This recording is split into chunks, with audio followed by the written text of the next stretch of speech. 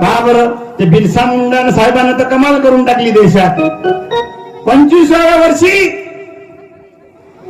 क्रांती करून टाकलेली आपल्या देशात. उलगुलान नावाची चळवळ निर्माण केली बिरसा मुंडानं. आजही आदिवासी समाजाचे लोक क्रांतिकारक आहेत, आजही आहेत. ताकद नाहीये त्या ऑलिम्पिक मध्ये. जर आदिवासी समाजाचा आजही पोरं आपल्या देशातले पाठवले ना, तर आजही आदिवासी समाजाचे पोरं गोल्ड मेडलिस्ट आणल्याशिवाय राहणार नाही आपल्या देशात.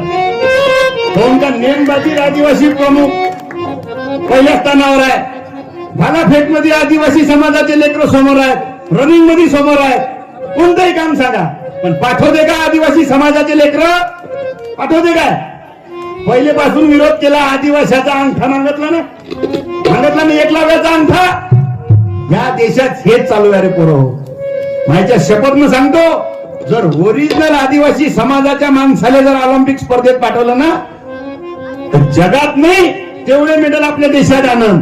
पण आपण चालत नाही ना या बदमाश राहिले, आपण चालत नाही. यायले पाहिजे डुप्लिकेट लोक.